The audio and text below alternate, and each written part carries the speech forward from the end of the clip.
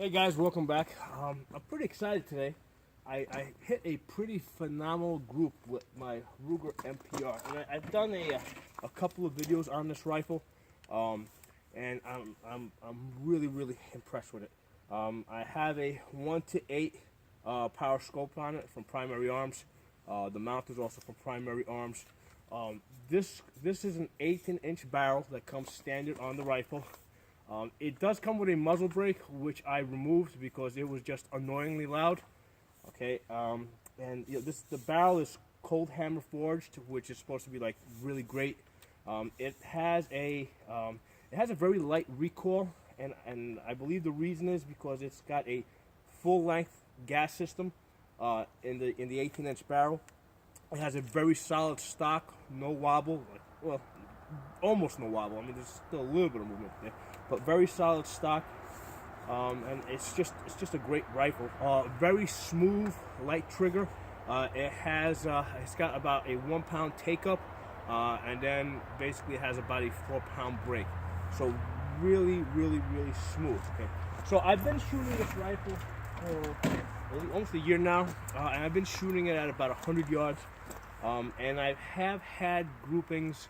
I think my best grouping at 100 yards was about 1.5 inches. Okay, that was at 100 yards.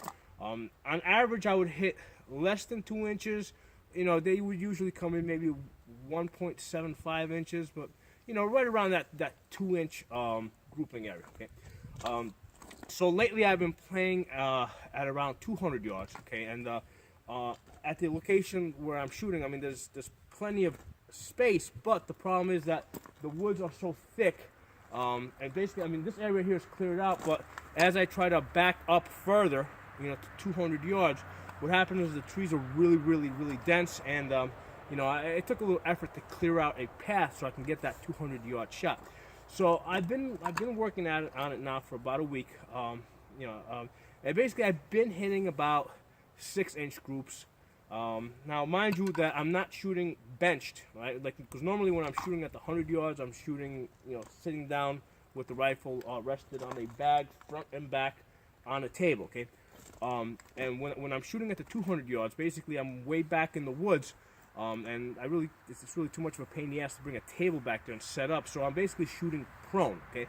And I only have this bag to rest on. I usually put it sideways just to give it a little bit more elevation. So I only have a bag in front of the rifle. So today, you know, I shot a total of 10 rounds. I had been shooting groups of 10.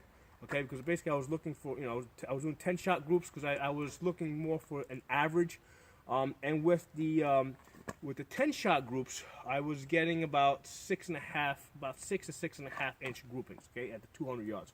So today I cut it down to 5 because a friend of mine suggested it, and he said that, you know what, there's a lot of concentration involved. If you cut your grouping down to 5, you know, you won't be under so much stress, and you'll probably shoot better.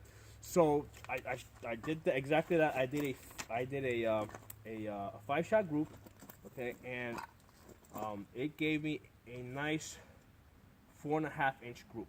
Okay, so at 200 yards, okay, this rifle gave me 4.5 inches. Okay, so then, and that's with these green tips. Okay, the 62 grain green tips. Now I have been shooting the 55 grains.